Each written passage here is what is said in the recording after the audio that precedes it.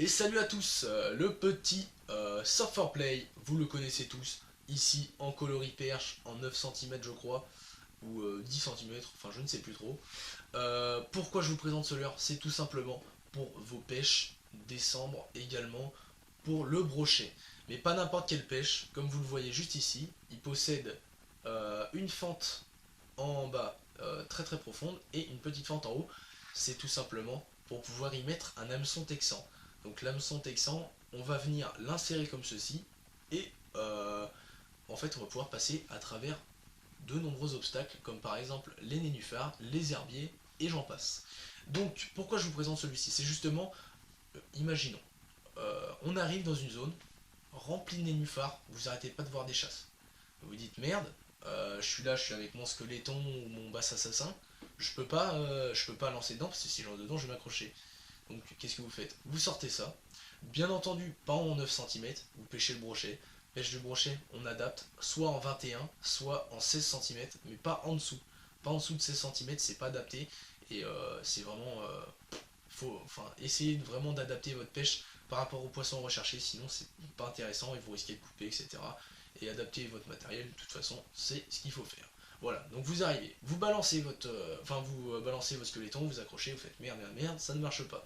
Vous changez, vous mettez un hameçon texan, donc je pense, faut prendre quand même du gros pour du 16 cm. À mon avis, il faut un bon 6-0 ou même un 8-0, je pense. Je vous laisserai voir à peu près ce qui correspond le mieux à la taille du leurre, si jamais ça vous intéresse. Vous balancez ça dans les nénuphars, et là vous verrez qu'il n'y a aucun souci d'accrochage.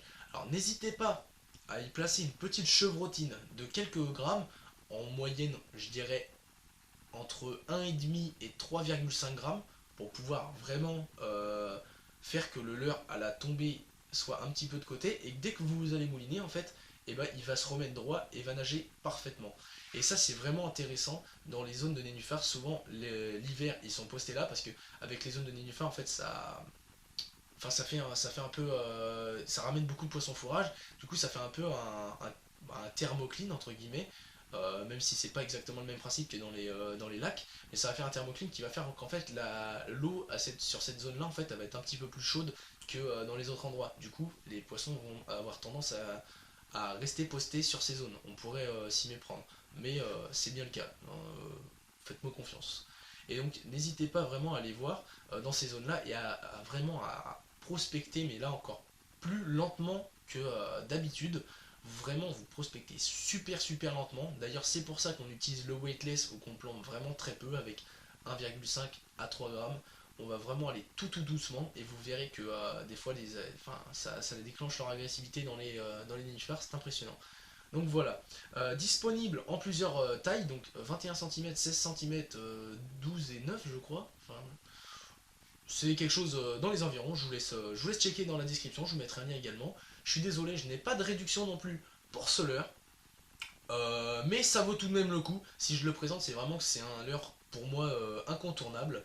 Je vous présenterai également la prochaine fois le Savage Gear Hybrid Pike que j'ai découvert en Irlande. C'est vraiment une tuerie.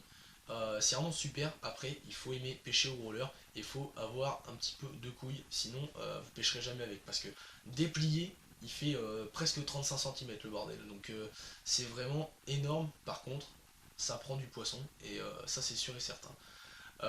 Merci à tous d'avoir regardé cette petite vidéo. Je vous laisse vous informer sur le prix de cette petite créature directement dans la description. N'hésitez pas à lâcher le petit pouce bleu. Et j'espère que la vidéo vous aura plu. Merci à tous et on se retrouve la prochaine fois pour l'Hybrid Pike.